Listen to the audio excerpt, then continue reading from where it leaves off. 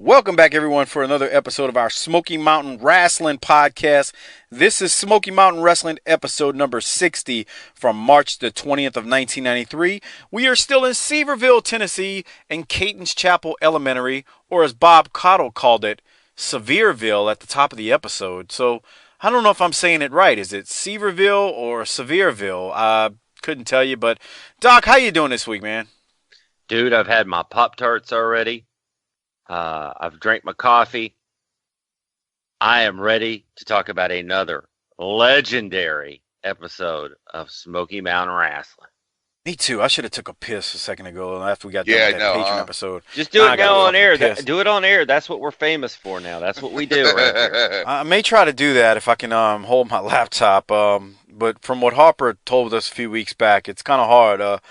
Harper, how hard is it to hold a laptop and take a piss? Well, because you're still worried about fucking dropping it. Get your wife to come in there and hold either your laptop or your little dingus while you hold the other. I hope I can make it through this episode because I may have to piss in the middle of it. She'll whip out the tweezers in the magnifying glass and help you out.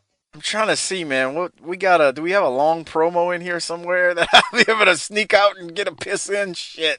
God damn, I should have pissed. Okay, anyway, let's go. Harper, how you doing?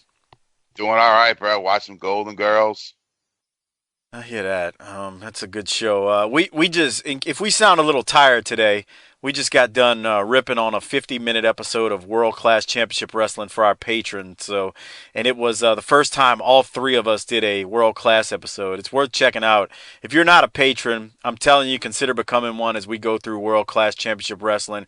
Amongst the many other benefits you'll have as a patron, all the patron episodes are up for your listening pleasure. It's tinyurl.com/bttpatron. Look, you can do it for as little as $2 a month. So I just wanted to get that out there. But we had a lot of fun. Doc and Harper ripped on the Von Erichs. Shame on them. I defended them and their good, wholesome image as they were good steak-eating and milk-drinking young fellas back in the 80s. Right, Doc? Sure, whatever you say, pal. The Yellow Rose of Texas, man. Come on. Heaven needed a champion. Yeah, Heaven did need a champion. But real quick, how high was Kerry Von Erich, Doc, in that promo from March the 13th of 1982 that we just talked about?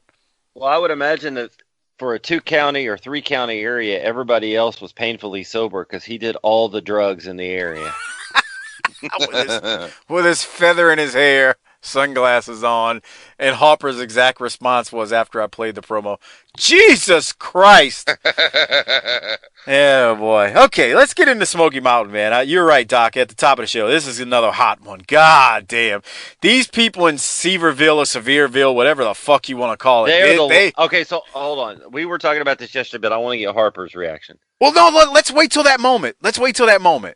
Okay. When it happens. Fair enough. Because it'll lead into the discussion. So, all right, so we got Dutch and Bob at the top. Dutch's sign says, "Be quiet. Bob just got out of detox." Shh. Bob asked Dutch what Dutch had, and he said, "Nothing, just some scratch paper," as only Dutch could do. And Down and Dirty with Dutch will be Dutch talking to Primetime Brian Lee and going over the rules of the chain match, which will be Dirty White Boy and Smothers in that match. And then we got... Oh, did I say that right? I can't remember. I don't know if my notes are getting all confused there. But in the Beat the Champ match, we'll have Killer Kyle versus Tim Horner. I hope Kyle destroys Tim Horner. Anything from the opening, Doc? You know, when he said that Bob had been to detox, I bet Bob could crush some gin and tonics back in the day. You know, those old guys could drink. So, yeah.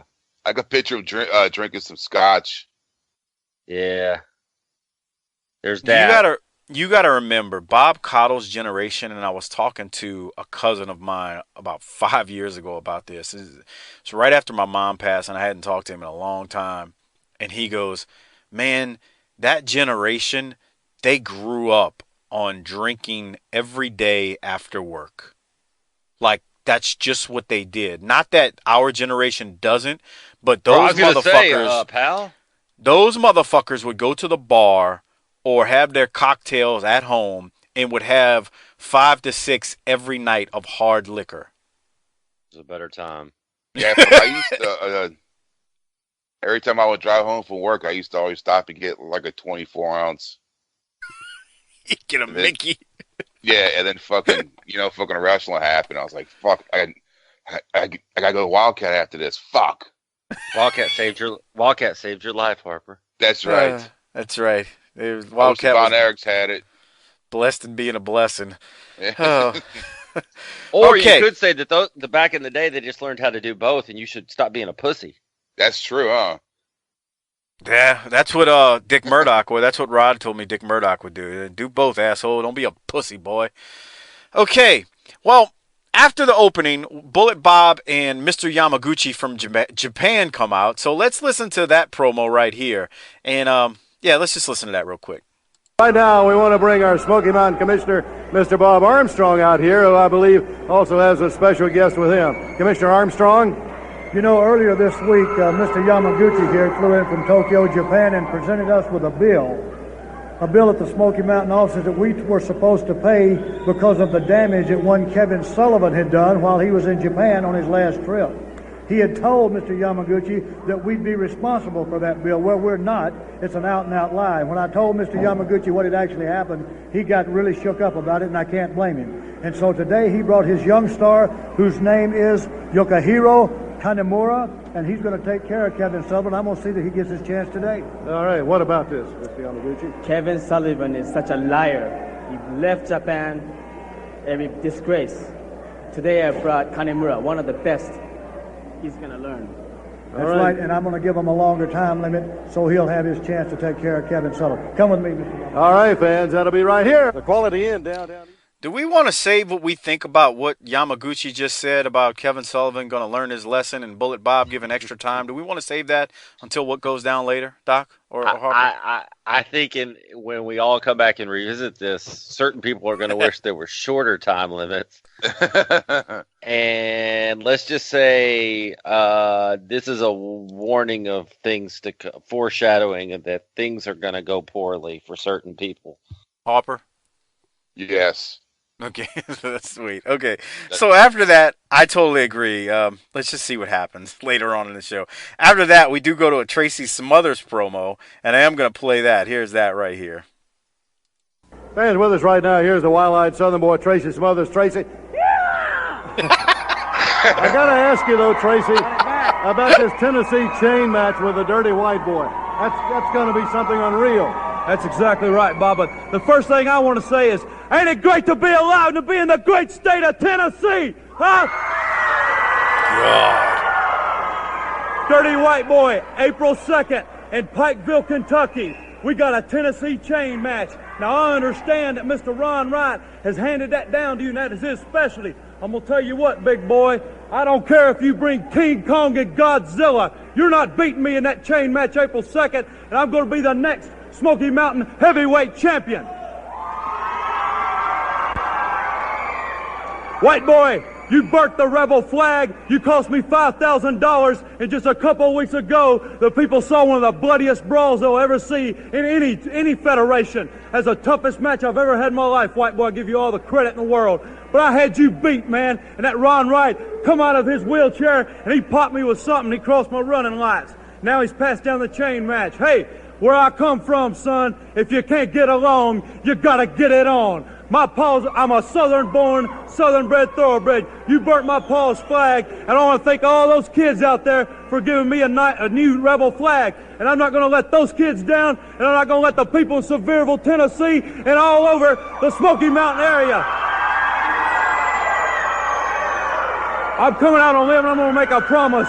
April 2nd. Pikeville, Kentucky. I'm going to be the next Smoky Mountain heavyweight champion. So, white boy, I don't care if you're 6'8". Don't be late. I'll be waiting for you right there at Pikeville, big boy. I'll see you there. The Bluegrass Brawl, and what a brawl. All right, let's go to the ring, fans. God damn. Harper, I'll let you go first, man. They love some Tracy Smothers, huh?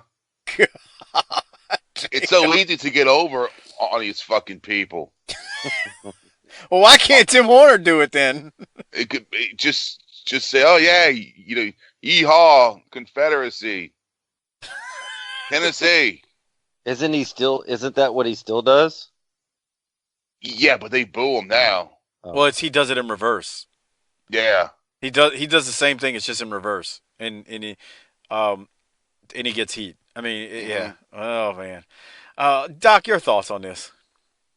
Did he say? Did he? Well, first of all, we are saying the name of the town wrong, but I don't really give a shit because I don't care. Okay. But that's nice, Doc. did he say that that's his daddy's flag? No. He said my His paw. Right, paw. I'm sorry. Paw. Get that right. Right. He said his So, paw. sorry. Bruh, and I'm sorry. He's doing a lot of busting out some guts, bruh. That motherfucker's so over. God. He has to be. Well, if you listen to Bobby Blaze tell us stories too, he's like, man, Tracy knocked him down. The yeehaw at the beginning. That was a great babyface promo. My paw. Yeah. You burned my paw's flag, white boy. And I know it's a little bit trite, but if you can't get along, you got to get it on. I don't care if you're 6'8", don't be late. I love it all. It's him. He delivers it well. He's not Tim Horner. Right. Everything leads back to Tim Horner. That's key here. Okay. Hopper, any other thoughts on that? Nah. Yeah, me either. So the next match is Lynn Fields versus Dirty White Boy with Ron Wright. Dirty White Boy comes out in his Yankee gear, and I don't have a notice to why I have this timestamp written down, but I'm going to play it anyways because there must be something here, and I just forgot to point it out. Fans who are considering going to the Bluegrass Brawl on April 2nd in Pikeville, Kentucky, to get there early because I think the place will be sold out. Now, I think it starts at 8 o'clock for all you militarily minded people. Of course, that's 2,000 hours. And for you people up there in West Virginia, the big hand is on 12, the little hand is on 8. That's about the best way I can tell them what time it's going to start. That, Dutch. I got that. Hey, you know how you win that match? You got to take that. That's why I did it. I didn't have the note. Bob Cottle. He popped Bob Cottle. Gia Cottle laughed, Harper. Yeah. Harper, your thoughts, anything from the soundbite before I get into the match? You think Cottle, he must have been in the military, huh? You think? Wasn't everyone back then? Yeah, that's true. Like, that entire generation joined the military. Maybe so. Doc, any thoughts from that soundbite? It's just another case of Dutch knowing the audience and what will turn their crank, if you will. The big hands on the 12, the little hands on the 8 for all you people out there in West Virginia. Okay, so as far as the match, Lynn Fields versus Dirty White Boy. Dirty White Boy wastes no time. He beats the shit out of Lynn Fields and gets the victory. Even after he beat... Oh, go ahead, Harp. I'm sorry. Isn't it... I'm sitting here looking at Lynn Fields, and he looks like the bad guy in an episode of in the Heat of the Night, like the fucking redneck that drives the old Camaro, and he's like selling meth out of his trailer with the Confederate flag tacked up on a wall. And fucking Archie Bunker and fucking Bubba kick in the door, and they fucking take him to jail. I haven't seen that show in so long, but yeah. Doc, did you get that reference? No. Yeah. Oh, I got it. Damn. Who's missing out now, pal? Yeah. What? Okay. I agree, Hopper. He does. But, okay, so even after White Boy defeats Fields, he continues to beat the shit out of him, and then he starts dragging him around the ring with his chain, which I thought was cool because he was displaying how you win the chain match, which he'll be going up against Tracy Smothers soon for that. Doc, thoughts on the match before I go to Dirty White Boy and Ron Wright's promo? Total domination was my note. Yeah, pretty much. All right, let's go to the promo. Didn't even take the belt off. He didn't. He kept his Yankee gear on, his belt on, his chaps, everything. His hat, nothing left him the whole time. Let's go to the promo now with Dirty White Boy and Ron Wright. Right now, fans, let's go. The Bob Cottle standing by with the Dirty White Boy. And all right, Ron fans, Wright. You saw right there with that chain, the Dirty White Boy, along with Mr. Ron Wright, and that's the way that chain match has got to be. By the way, I got a question for you. Let me ask, have you been out jogging this week, by the way? Bob, I'm in a wheelchair. What do you mean if I've been out of jogging? I saw you get out of that wheelchair. No, you didn't. I passed out. I don't know what happened. I don't even want to talk about that. You see I'm in a wheelchair, a nice, upstanding Christian man like me, and you out here trying to let on like I'm a lion. I can't believe that. Now, let me tell you, you see this beloved chain there? I've taught this man about everything in the world that there is to know about one of these chains, and people that here, they don't know how lucky they are to see a man of this caliber wrestling chain match that I've taught him what we're going to have done, none other than that Tracy Smothers. Tracy Smothers, did you take a real good look at what just happened? Let me tell you something, punk. I'll get it down real simple. There are no rules in a chain match. All you have to do is drag your opponent around and touch all four corners. There's no stopping for blood. Your dear sweet old grandmammy can't throw the towel in. So Smothers, if you got the guts, one out the stinking guts, you'll accept this match, and we'll just see who walks out, because this legend handed this down to me. And I'm not, there's no way on God's green earth I'll let this man down. Smothers, this could be your last coup de grace. Bluegrass Brawl fans, we'll be back right after this. Man, I'm ready for that. Doc, your thoughts on the promo? I thought Dirty White Boy was very, very solid, but he was kind of overshadowed by Ron Wright being an old Christian man, good Christian man. Bruh. And Caldwell popped the shit out of me when he asked him if he'd been out jogging. Bruh. I'm going to ask Harper first, and then I'm going to tell you what I think. Jesus. Right. He's the perfect heel. Ron White. Yeah, you know, man. it's the old, if you believe it, it's true. Yeah. That's how he is. He didn't get out that fucking chair. Fuck you talking about? Bruh. Didn't happen. Yeah, his happen. reaction was priceless to what Bob Cotto said. I'm in a wheelchair, brother. What are you talking about? I mean, I'm a good Christian man. What the? He leans on the Lord, bruh. He wouldn't lie about anything. He was blacked out. Meanwhile, we got it on video, motherfucker. You got out the chair and you ran and knocked Tracy out. This is so good. It's hard to put into words. I thought it was excellent. That's all I can say. Anything else, Doc, from you on that one? No, good stuff. Next up is Tracy Smothers in the Rock and Roll Express promo. It's a local one. I'll ask you first, Doc. Did you have notes from this one? I had two notes that don't require playing it. One was Smothers, it never gets old, and the R&R is, it is what it is. They are that good. Agree. Harper, what about you? I didn't take any notes. Yeah, well, it's a local promo. He basically repeats his line about his paw giving him the flag, so I had that written down. But it's just there's nothing. It's nothing earth shattering. It's solid Tracy Smothers and Rock and Roll Express right here, and that's pretty much it. So that's what I had from it. All right. After that local promo, they have a recap of Arn Anderson. They show the reveal again. I didn't really have notes because we covered it in such great detail last week. Did you, Doc? It's a recap I watched last week. Yeah, exactly. Harper, you same thing with you? Yeah. Okay. So then after the recap of Arn being revealed, we get Dixie Dynamite and Reno Riggins versus the Heavenly Bodies.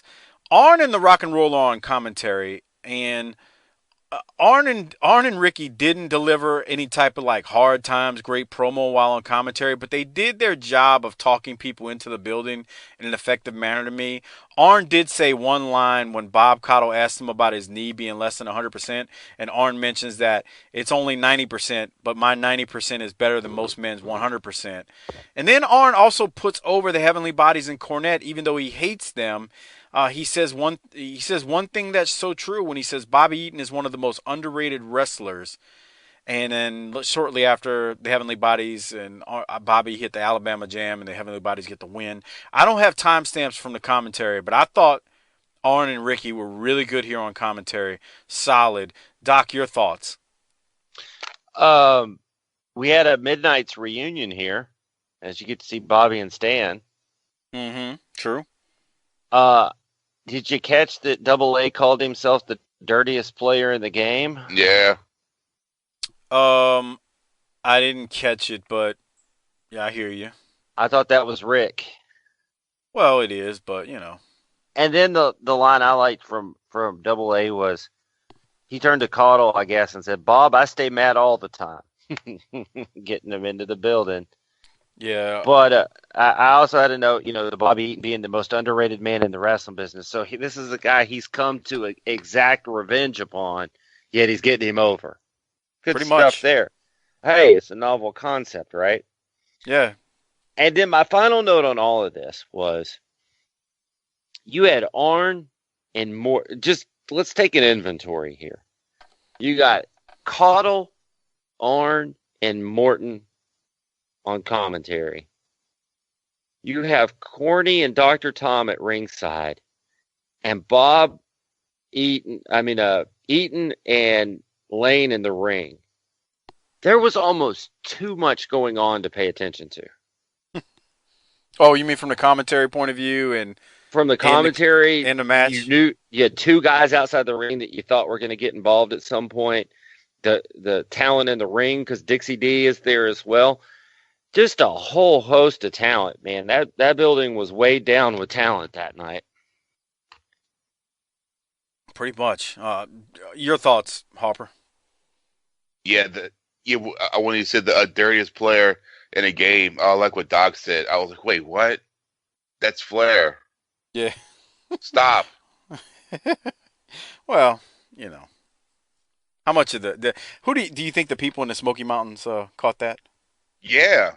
Okay. Well, I didn't catch it, man. I don't know why I didn't. Damn. I'm waiting for a shot from Doc on that one. Shit. I know, I should. All right, so after the match, the Heavenly Bodies and Jim Cornette cut a promo after they get the victory, and here that is. All right, fans, right here with us now, Jim Cornette, the Heavenly Bodies. We just heard from Arn Anderson and a rock and roll, and let me tell you, they are laying for you. This afternoon, we may see the demise of the Heavenly Bodies. Let me tell you something, the only thing that's going to be dead around here is scorched earth is going to be the Rock and Roll Express and Arn Anderson when we get finished with them, either this afternoon in Knoxville or at the Bluegrass Brawl. Now, everybody's been stirring up a lot of rumors. Bobby, come here. I want to get this thing settled right now. There's no tension in the Heavenly Bodies. Bobby, are you upset at Tom? Nope. I'm not. Nope. Tom, are you upset at Bobby? No, I'm not upset at Bobby. I just think he's the reason that Arn Anderson mad at me. Now, wait a minute. Wait a minute. Gee whiz. I'm going to have none of that. What do you mean there's no tension? Just a little personality conflict. Hey, I told you. Let me just say this. Let me bring this thing down to a screeching halt. Sure, last week I was shocked when Arn Anderson showed up. Everybody else was too. The Rock and Roll Express, they talked about going to get a big star somewhere, maybe WCW. I figured actors, singers, dancers, clowns, no problem. But they delved through and they got the one real wrestler, the one tough man. And it's Arn Anderson, Double A, the Enforcer. I've seen him go to work. I've seen him take people and tear them bit by bit, piece by piece. What the people are seeing is a six-man tag team match that comprises the 5 greatest tag teams of the past 10 years.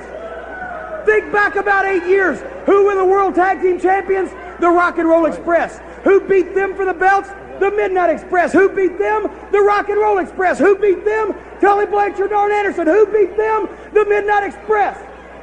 Then while Bobby Eaton and Arn Anderson were going to the top and becoming World Tag Team Champions, Smoky Mountain Wrestling, who were the first tag team champions? The Heavenly Bodies. Who beat them? Rock and Roll Express. Who beat them? The Heavenly Bodies. It boils down to this. Whether it be the Knoxville Civic Coliseum, whether it be Pikeville, Kentucky, whether it be Smoky Mountain Wrestling, or the Superdome in New Orleans, or the Forum in Los Angeles, or Madison Square Garden, everybody in that match has been there, brother. We're just that good. So Arn Anderson, I'm going to tell you this. Just like you always said, a 3-legged table, no good to anybody. You've had leg problems. We're going to give you some more. Stud Stable in Pikeville, Rock and Roll Express and Arn Anderson in Knoxville, or at the Bluegrass Brawl. Nobody can stop these men, and there will be no problems in the Heavenly Bodies. All right, fans, from Jim Cornette, and right now, let's hear more about the Bluegrass. Doc, go ahead. What you got? Bobby Eaton wasn't having any of that shenanigans at the beginning, pal. He was fired up. He fired up quick on it. When Dr. Tom, Did you see the push? Yeah. Jesus. Right. Bro, he's Yeah, and that was that. I mean, they did that real well. I was like, damn. And then basically, Corny just gave us a who's on first rundown of why this shit's going to be the best thing since sliced bread. That was insane. Yeah, you were absolutely right on that. He basically just laid it out, as best he could why you need to be there. Harper, what'd you have from it? I got confused when they kept saying whoopee who. Well, yeah, he kind of went too far. I think. Yeah. Like he could have stopped a little, into it. He didn't have to keep going back and forth, but he was trying to sell it. But I agree. What else, Harper?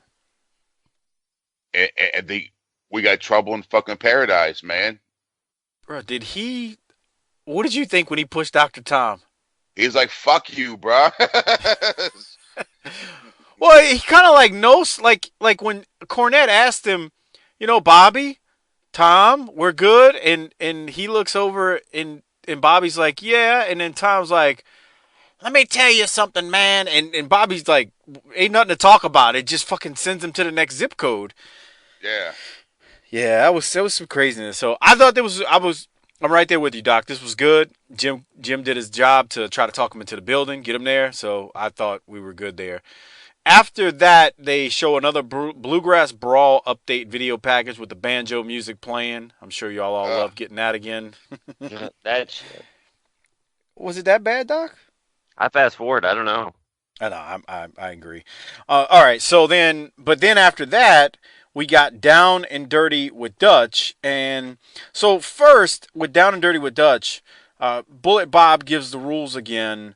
And then Primetime Brian Lee comes in to be interviewed by Dutch. So let me hit the play button on it. Hello, everybody. Welcome to Down and Dirty with Dutch. I'm Dutch Mantell, and you're not. But before we talk to my special guest this afternoon, Primetime Brian Lee, let's go take a look right now at Bob Armstrong explaining the rules to the Russian roulette death match that's going to be held in Knoxville this afternoon. What's this? I had to insist that he gave me these rules, and only a perverted mind like Sullivan's could come up with this. Now listen to this list of rules. I'm going to read them to you right now. Brian Lee will decide his own fate by rolling the dice. That's one dice. The number that comes up will be compared to the matches I'm about to tell you about. If it comes up to number 1, they'll have a Prince of Darkness match. Both men will be blindfolded, and there must be a winner. Number 2, a stretcher match. To win, your opponent must be carried out of the arena on a stretcher. Number 3 is a handicap match. Brian Lee would have to face Sullivan and the Night Stalker 2-on-1, all 3 men in the ring at the same time. Now listen to number 4. The ring would be surrounded by 4 if the dice comes up on 4. By fire, you say? By fire. You look at your screen right now, you'll see a tape of this match as it was held in Japan. Now this has never been done in the United States. It would be a first for the USA. The ring would be surrounded by flames. Number 5 is the Singapore Spike match. A box would be placed on all 4 turnbuckles, and that one of those boxes would contain a spike. They call it the golden spike. And any man that finds that spike can use it. So the man that gets it first is going to do some damage. Now, Brian Lee's lucky number on this is 6. If Brian Lee throws a 6, he can have any kind of match he wants with any kind of rules. Okay, you understand the rules. Now, with me right now, my special guest, Primetime Brian Lee. And Brian, I would just like to ask you, today is a very important day in your wrestling career. Today, you're going to roll the dice, and whatever number you roll is the type of match that you're going to get. And I just want you to tell the fans of Smoky Mountain how you feel about this afternoon going into the ring in a dangerous match with the master, Kevin Sullivan. Well, Dutch Mantell, important is right, but every day in the ring is important.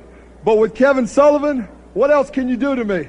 I've been cut, I've been burned, I've even had broken bones. The only thing you can do to me now is run over me with a car. I tell you what, he talks about me getting there and rolling the dice, running with Lady Luck. Well, Luck's on my side, Kevin Sullivan. I think I might roll your fate. And I think I've turned the corner now, and I think you may be seeing tombstones in your eyes. So, Kevin Sullivan, this afternoon, when I roll the dice, it's nothing but another day to me. You've done everything to me. Nothing else can happen. Primetime Brian Lee will come out on top. Okay, fans, now you heard it from Primetime Brian Lee. Today in Knoxville, the Russian roulette death match coming your way. Don't go away. We'll be back in 120 seconds. Killer Kyle and Tim Horner coming right up shortly. Stay tuned. All right. Doc, I'll leave it to you first. Go ahead. Nah. Meh? That's it? I didn't say meh. I said eh. Okay. Harper, what about you? He does it well. I like the fact that he points out that you've done everything that you could do to me. So you know, what the fuck you gonna do to me that's gonna be so different? Mm. I thought it was perfect. I mean, it was short and sweet, and I think that's what you need from him. I say that all the time. He's at his best when he's short and sweet, and not rambling on. It just went to him. I didn't want to hear Bob Armstrong go through the matches again. That's poor. Well, I had to take a fucking piss, so I don't know what you want me to say. That's poor producing on your part. I can't blame the talent for that. Okay, well, good for you. I'm glad you feel that way. Fuck you and the horse you rode in on. Now let's get to some really... What? I'm about to drive over and Kevin Sullivan... You're going to be my Kanemaru. Well, while we're talking about Mr. Kanemaru, why don't we get into Mr. Kanemaru? And so let's just throw it into Kevin. Here it is. Okay, so let me set the stage. Play the beginning. Kanemaru and Yamaguchi are with Bob Caudle, and I'm going to play that. And then I'm going to pause it, and we're going to react. I'm going to play and pause a couple of times throughout this so we get the full effect. So here's the beginning of it. Fans and women, right now, we want to talk to two of our very special guests here on Smoky Mountain Wrestling. Sean Yamaguchi, my heavens alive! Yukihiro Kanemaru and Kevin Sullivan has just come out and attacked him. And he and Sullivan are going at it. Sullivan just came from behind. That was certainly unprovoked. Sullivan now with a headbutt. Dutch, what the heck is going on with Kevin Sullivan now? Where did Sullivan come from? All of a sudden, he just came right out of the back and attacked Kimura right out of the clear blue. He's pushing... he pushed Mr. Yamaguchi down. Mr. Yamaguchi had the belt in his hand, his coat, and his slacks on. He's trying to get Sullivan now off of Kanemaru. And look at Kevin. The man has completely lost it all again, Dutch. He's a madman. You know, there's no telling what the roll of the dice has got in store for Brian Lee this afternoon in Knoxville. Not with a guy like Kevin Sullivan on the loose. This guy ought to be locked up somewhere. Well, look at the guy. Heavens alive. He is bleeding now like a stuck pig. Kevin Sullivan has opened him wide open, running his head down on the barricade that separates the security barricade right here that Smoky Mountain uses to separate the wrestlers from the fans. He's a diabolical individual, Dutch. I've never seen anybody like Kevin Sullivan. He just come out of the clear blue. It was completely unprovoked. I think this can go back to last week when Victor Quiones was out here, one of the big shots. Okay, I pause it right there because there's some more audio I do want to play after this. Bob Caudle in a moment is going to say, this is about the grisliest thing I've ever seen, and well, that's and I have a comment. Just wait 30 seconds after he says that, and you'll see something else. Doc, did you have comments on just the initial attack from what we've heard so far? Yes. Okay, go ahead. Instant juice. It didn't take long at all, did it? No. Also, let's point out that at this point, Wayne Kanemaru is 22 years old. Just put that out there. He's a fairly young guy, getting his start in this thing. It's easy to gloss over, based on what's about to happen, how much Kanemaru bled from his head. Yeah, he was pretty juiced up right there. Yeah, that guy was bleeding. Right. So I think it gets lost in the mix that he had already cut a pretty good gusher from his head here. So he's bleeding. I mean, that was enough. Because at 32:40, I don't know if you're past that. Where are you at in relation? I'm going to play before that, like a minute before. I'm actually about to pick up almost exactly a minute before what you're talking about. I'm going to play that. Bob Caudle says a few things. Okay. And then, so let me play that part. Go ahead. Go! Right here. Well, and I think he should be. I think I'm with Commissioner Armstrong. I'm with all the folks that feel that there's no place in professional wrestling for a man like Kevin Sullivan. The guy's mad. He's wild. He's completely out of control. Well, fans, what we got there is an unscheduled match. Referee Mark Curtis is in the ring. They have ended up in the ring, and look at it. What a mess that Kevin Sullivan has caused on Kimura right here. In the ring, he just continues now. Ooh. Dutch, by heavens alive. That's about as grisly as you'll ever see anything. I'm telling you right now, something's got to happen here. There's a referee up there in the ring. He's got no control at all over Kevin Sullivan. There's nothing anybody can do about that.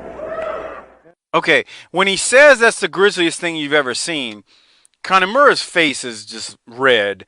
And spider-webbed. They got a good shot of it. And Harper, what did you think about the juice job so far? This guy looks bad. He looks fucked up. You could say that again. He's pretty messed up at this point. I've seen worse, juice jobs, but he's bleeding pretty good for just a couple, not even 2 minutes into a match, right? Yeah. It's a heavy blade job for a weekly television show. You damn right. Okay, so let's pick back up, and this is a little bit further into it now. They are on the floor. These kids here and people in this building. That's my note. At 3240, if you're watching, there's a mom right there that is horrified at this point and takes her 2 kids and moves them down away from this nonsense, apparently not knowing whether or not Kanemaru is going to put Japanese hepatitis on her. Okay, I'm gonna play now. She's wearing a red sweater shirt. So if you want to know exactly who I'm talking about, yeah. All right, so I'm gonna play now. They're back in the ring. They haven't gone back out the ring where the major event happened. So let's listen in now. Sullivan, obviously, this is the way to look at it. It's a personal affair between them. Kimura somehow has found the strength to come back. Well, Sullivan didn't put him away. No, he didn't. What a pounding and what a beating the young man has taken. But Sullivan didn't put him away, and he is dug down. There's that spinning heel kick famous in Japan. Kimura chopping away. Okay, he's about to pull up the spike. Sullivan now in the corner across the ring. Oh, there's a spike. There's a spike out, Dutch. Where did that come from? I don't know. That's horrible. Stop. Okay. Stop. We did this on the YouTube thing, but the most impressive piece out of all of this is Sullivan producing the spike while being whipped into the corner turnbuckle on the run. Yeah. That's just fucking fantastic. I mean, he's on the run whipping a spike out of his tights. That's a pretty impressive move, man.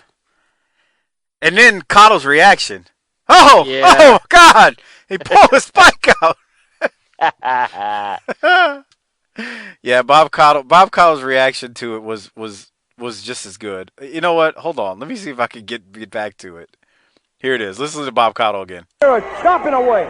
He's got Sullivan now in the corner and across the ring. Oh, there's a spike. He's got that spike out, Dutch. Where did that come from? I don't know.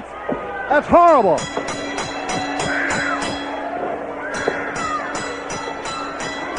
He's about to murder him. Here's attempted murder about to happen on TV. Stop the He's murder got on a TV. spike there or something. Look at there. He's going. Oh my God. He stuck it right into his bicep, almost in the fleshy part of the arm. And he's hanging on and he's stretching him out. Gosh, a Mosey. Oh my What is he doing to his arm? Oh no, that's unbelievable. You're talking about ghastly, something to look at. Holy cow. Kimura is trying to hold back, but Sullivan has Oh my God. He's got a death grip on Kimura's wrist, pulling him into the ring. That's what's he trying to do to the arm. Kimura is trying to get away, but no, Sullivan has him stunned. See, look at that arm. Look. Hey, wait a minute here. Wait a minute. Here's the Night Stalker coming in. There you see the Night Stalker just made his way to the ring with that. All right, we can stop at that point. Mark Curtis is about to throw up in the ring because he can't take the ghastly scene of it. And, we talked about this on the YouTube channel, tinyurl.com/BTTYouTube. Please go subscribe if you're on YouTube. You can hear us actually do live commentary of it as the match plays on. Yeah, Doc. I'll throw it to you, Hopper. We've talked about this a few times. What were your thoughts? I love it when you hear that little kid scream. Yeah, in the God. fucking background. And I don't know how much they paid this guy, but it wasn't enough, bro. Fuck that shit. Like, hey, bro, because how do you blade your fucking arm? You don't. Kevin Sullivan sticks a fucking knife in it and blades it for you. That's what I'm saying. What the fuck? Oh yeah, Doc, you. I'm sitting there thinking Bob Caudle for a shoot could not have approved her like this. You're probably right. He's probably like, this isn't wrestling the way it used to be or the way I like it. It's just pure violence and attack. I guarantee you this right now. If that had been done on TV in 2017, there's a better than 50% chance that Kevin Sullivan would have faced charges. Yeah. In a wrestling ring or not. If you can't say that Japanese people can't say L's and make it an R on WWE, then you sure as hell can't butcher a Japanese guy on television, for real. Oh man, it's just So here's the other thing.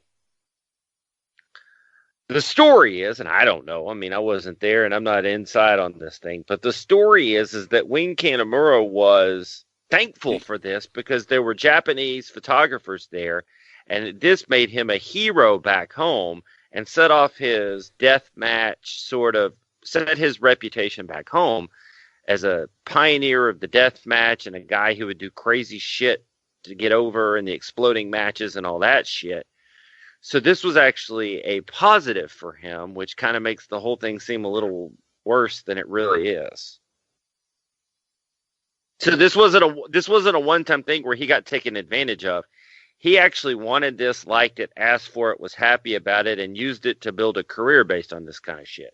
Yeah, he asked for it. I remember Cornette had. I'm gonna ask Cornette about it again when we talk to him. But there's a clip from the show a few years ago that he did where he talked about this, and Kanemaru was he was good with this.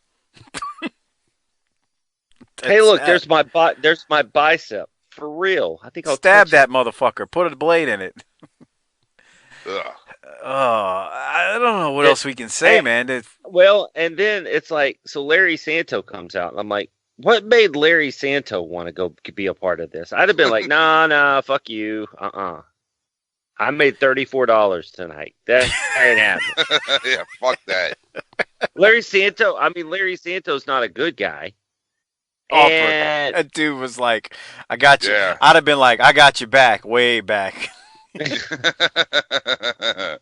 Fuck that. So I thought about that, but I was thinking Bob Caudle had to be sitting there thinking, this is too much. I'm getting too old for this shit.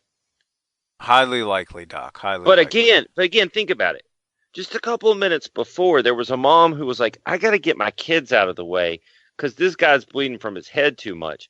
And like 2 minutes later, right there, almost in the same spot, he's carving a hole in that guy's arm. Fuck that. Now, let me pivot to something that we've been talking about offline this week. Harper, I'm going to ask you something. Is this not the one luckiest wrestling crowd in the history of wrestling? To see this guy's arm get stabbed? Well, no, not just that. But it's the same place as last week.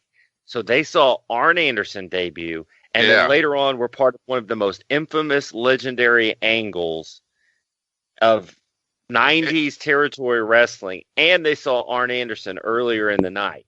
In some shithead town in fuck Tennessee. They are the one we gave last week a perfect 10. And then they saw all of tonight.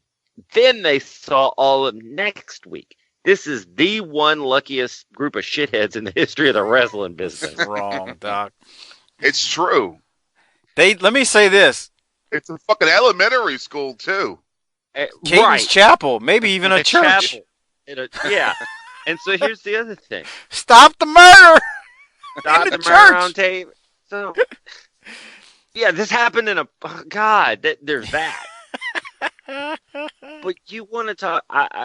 Mike and I were talking this week about what percentage of that group that was in that audience to this day realizes what they saw versus just I'm gonna go down to the wrestling matches versus being how many people in there know that they are the luckiest sons of bitches in the history of wrestling viewership?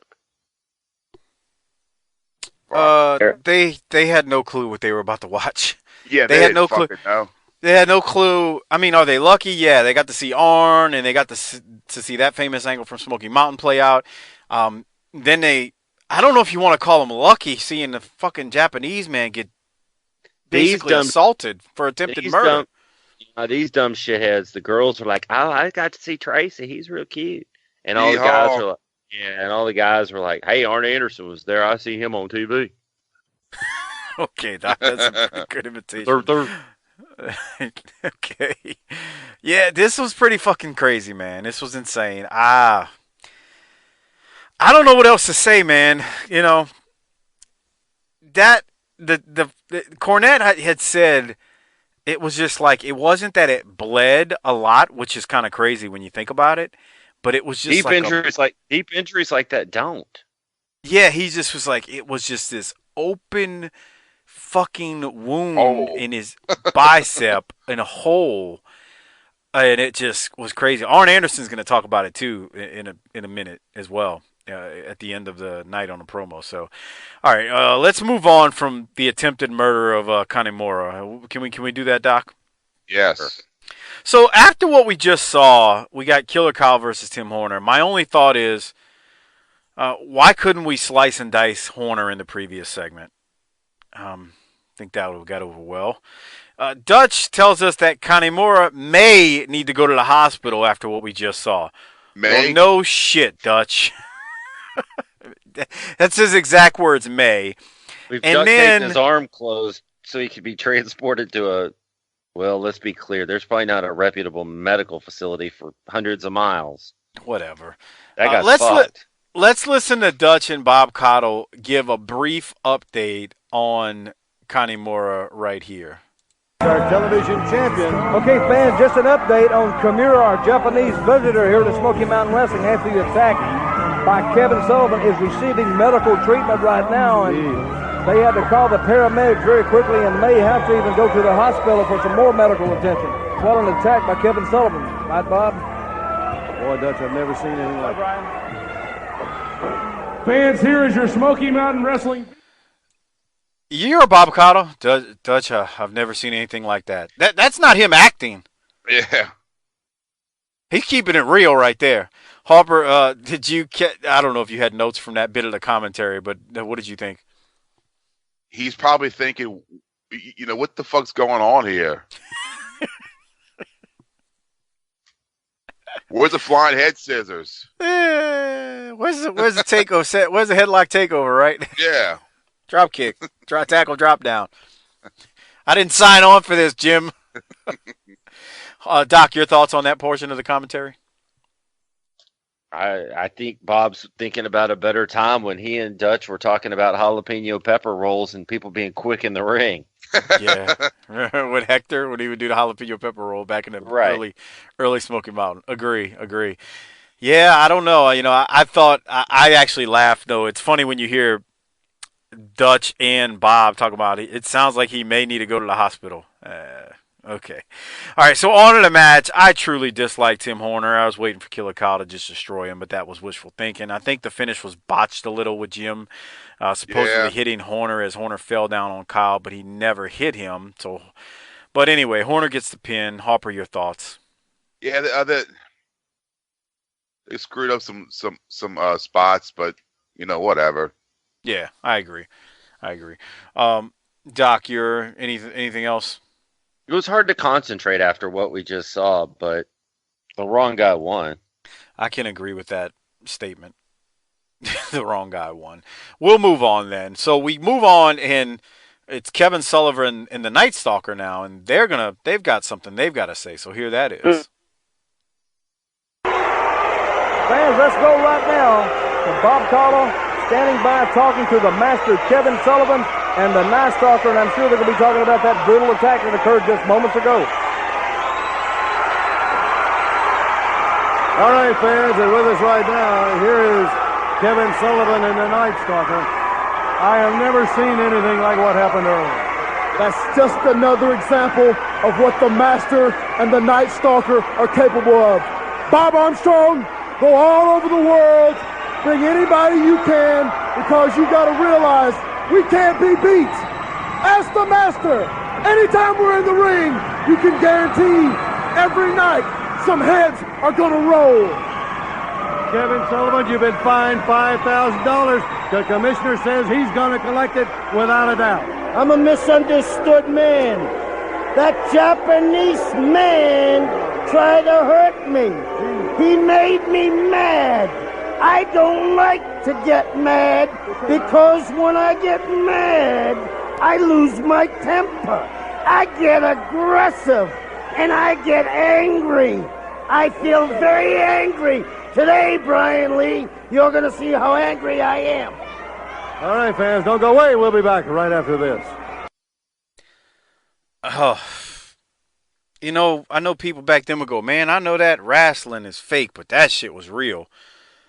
It's the only thing I could think of when I was listening to this promo. But, Doc, your thoughts? It's pretty calm for a guy that just assaulted somebody with a deadly weapon. Harper, you? Did we lose Pissing on mute. Did you go way? Oh, this show's Harperizing. This show's gonna be a lot of fun to splice up, man. After everything we've been through. Okay.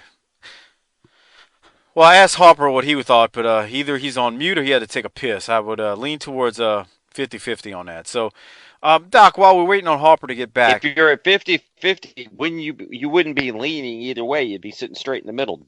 that's true. Doc, while we're waiting on Harper to get back, what were your thoughts on the local promo that's after Kevin Sullivan, short and to the point, talking about how he butchered a man and he did what he had to do? We got a local promo with Dirty White Boy. Did you want to hear that one? Nah, I'm good with not hearing it. I just thought it was chain matches are no joke, dude. You can't gimmick that chain. Yeah, you can't. You can't. And it's not like anything we haven't heard from him. Harper, you back?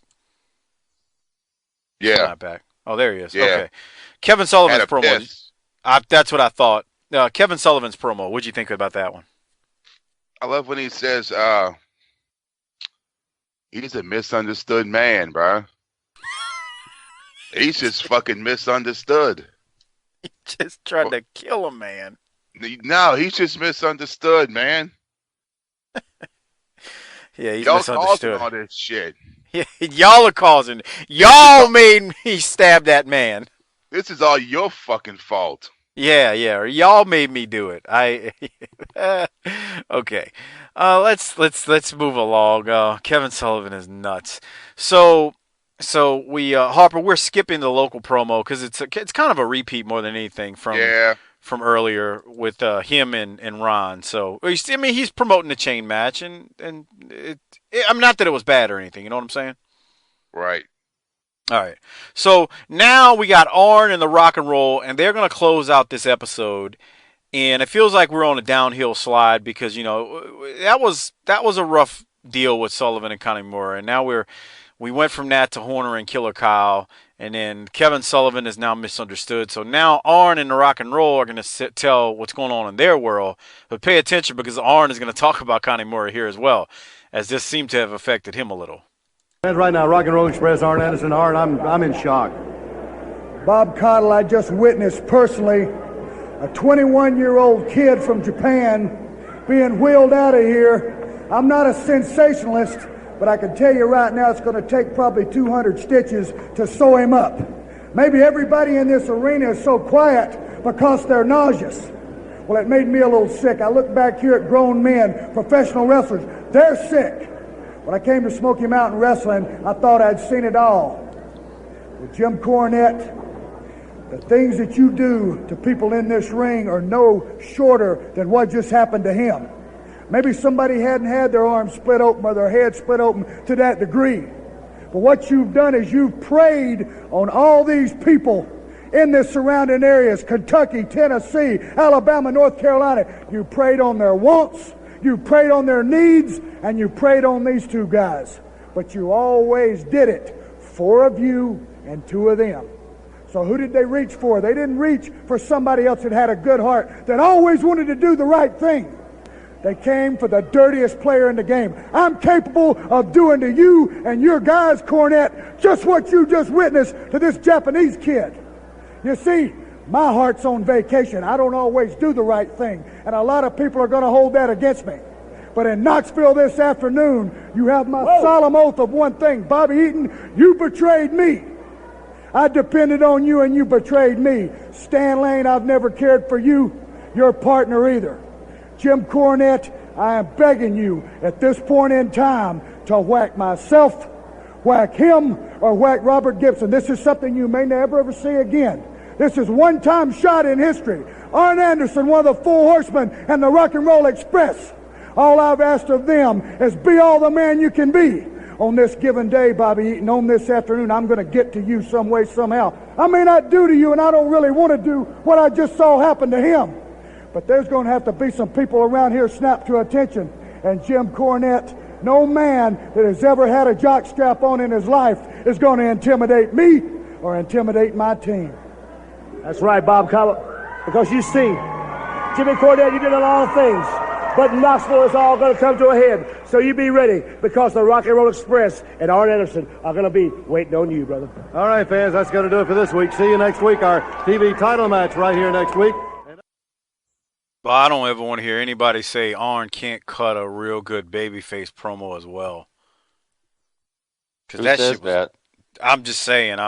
No, because he was a heel for so long. I'm talking about in the 80s, and fuck, Arn is so damn good, man.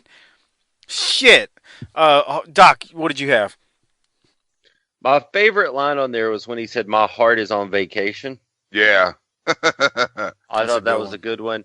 I got the sense here that Arn didn't really like what he just saw. He was like, "Man, what's this Smoky Mountain shit? God damn. Can't we just fight like we used to back in the NWA? And not stab people in their bicep?" Right. 200 stitches. And I'm just wondering if they send him back out there to try to get some normalcy in the crowd to like, oh, there's Arn. Everything's back to being okay. They were kind of dead during that promo, too. You notice right. that? I mean, Yeah. You could talk about Canterbury thing, whatever, but that shit sucked the oxygen out of the building. We're not saying it was a bad thing. It just sucked the oxygen. It did. It's like It's like a thunderstorm. When a thunderstorm moves through an area, it takes the energy out, and you have to let the energy build back up for another thunderstorm to come through. It's the same concept, and that just sucked all the energy out of the building. You watched a man get filleted. Yeah, that's true. I had a thought about that too, related to and that's why you pace a wrestling card the way you do, because you can't just come out and go balls to the wall the whole time. That people can't take it. Yeah, Harper, your thoughts on Arn's promo there? Yeah, that shit definitely sobered up the fucking crowd. Dude, they are completely deflated after seeing Yeah. that man get killed. It's like, well, hey, goddammit, we hate those jabs, but that might have been too far. Bruh. Fuck, man. Yeah. I mean, don't know. it's a lot more humane if you just drop a nuclear bomb on them. Oh, Jesus. Doc. That's nice. Hiroshima, I'm- motherfuckers. I'm telling you what the Smoky Mountains would say then and now. It was pretty damn bad, man. I don't Arn really had that was a really, really great promo, and you're right, that did suck the energy out of the building. I wonder what amount of parents complained about what had happened. None. Like Back then, none. Well, I'm sure some did, but I think the you wouldn't have heard. The TV stations probably complained more Well, than. of course. Yeah, that's true too. Yeah. That's true. Okay. All right. Well, that was let me ask this to you all. Was that kind of like a strange episode though, because of how the Kanemaru thing went down, and it sucking the life out of the building. Like a good episode, but at the same time, there was a little, I don't know how to say it. It was just strange to me after you see a man get stabbed. Yeah. Very, very different episode. Well, I should say strange. A man got fucking stabbed. How many times have we seen that in wrestling? So anyway, all right, let's do some disability checks. Doc, you go first. This is a hard one to do. Because a man got assaulted. Because I'm conflicted. Yeah. I like heat, and I like crazy, and I like wild ass, and I like people getting busted open. Not a real fan of opening up somebody down to the meat. So you're all right when he butchered Brian Lee in the head, but stabbing a man in his bicep may have been taking it too far. Right. Okay. Yeah, I hear you. Head wounds bleed a lot anyway, though, right? You know? Oh, hell yeah, they do. Yeah. And he's sweating, so that fucking helps. Yeah, he's worked up. So anyway, I'm going to say probably not as high as you would think on this, perhaps because it is famous and legendary, but give me a 7.9. All right, that's funny because I did an 8 for like almost the same reason. It's to me it's too legendary of an episode to really go any lower because of what happened. It's not saying that it's in the same ballpark as like a hot episode that you would grade an 8. It's just a different type of 8. Does that make sense, Doc? Yeah. Absolutely. Yeah. Harper, what will you give it? Yeah, because I'll give it an 8 too. Yeah, it's just a different type of episode. Mm-hmm. And that's the thing. So I do need to thank the Hall of Fame patrons at Natural Hacksaw, at Thin Man Within, Slider91 US, Justin Rasmussen, at ShepDaddy32, at USC 49ers Dodger, at Gerald Green III, at T-Hog94, at SV Pajam, at Martin Howell 71, at Tim Moretti, Codeman 822, at Godbold Unreal, and at Unconvinced Ray. Thanks for being Hall of Fame patrons. If you want to become a patron, please go to tinyurl.com/BTT patron. Sign up. You get access to the world-class shows. You get access to all the other non-wrestling related content that we do and banter that we put up there as well. All right. Let's do the Government Cheese Award. I'd find it hard to believe that Kevin Sullivan does not get this from us. I mean, I guess Arn could, but I'm going with Sullivan. And again, it's a different type of government cheese. It's the type where I'm just like, holy shit, that happened. I don't know if I like it or love it. Doc, what would you say? Well, I'm not giving it to Kevin Sullivan. I'm going to give the government cheese to Wing Kanamura because I think he's going to have to trade that government cheese to one of the locals for a ride to the hospital. And I'm hoping that he can use the government cheese that I'm giving him so that they don't take him out into the woods and finish the job on him because they're racist pieces of shit. That's nice, Doc. That's nice. Doc, everybody from the Smoky Mountains ain't racist. Everybody everywhere is racist. That's not true. Mm. You live in a blind society. God damn. Harper, who gets it? I'm pretty proud of you for getting that out without popping yourself because I know you're playing now. I hear the shit you say about white people all day long. I don't know what you're talking about. Right. Harper, who gets the government cheese from you? The fucking Japanese guy's arm. Oh, not. So Kanimura doesn't get it. His arm gets it. His arm gets it for fucking taking it. He can use the cheese to sop up all the blood. Mm-hmm. Put some tussin on it. Put some tussin on it. Put some tussin on it. God damn. Oh, fuck. Oh, all right. Hey, I want to remind everyone, give us a 5-star review on iTunes. We could use some more. I hadn't been plugging that lately, but please do so. And then while you're at that, use our Amazon referral link. It's tinyurl.com/BTT Amazon. It's a great way to support the show on an ongoing basis. Give it to your wives. Give it to your girlfriends. Give it to anyone in your family who shops. Please do so. It's like I said, just a great way to support the show. You can buy anything and everything on Amazon. The holiday season will be coming. You know, we got to live, laugh, and love and all that good shit. So if you want to live, laugh, and love and spread some wealth, go to tinyurl.com/BTT Amazon. Use it, bookmark it, and it's a great way to support the show. Check out my friends, the Wrestling Podcast About Nothing, the Kingpin, Brian Malonis, and Mike Crockett. Just search WPAM wherever you get your podcast from there. episodes will come up. They're doing a lot of classic stuff these days, so I thought that was good, and I told them that was a good move on their part, I thought at least. So follow Harper on Twitter at CJH Whodat. I'm at Mike504 Saints. The show is at BTT_podcast. It's also on Facebook, facebook.com/Booking the Territory, and click the Shop Now button. Check out our Pro Wrestling Tees store. Doc, you got anything else before we get out of here? Nah, bruh. Harper, you got anything else before we get out of here? No. Harper, hit the tagline and take us home. Book it, bitch.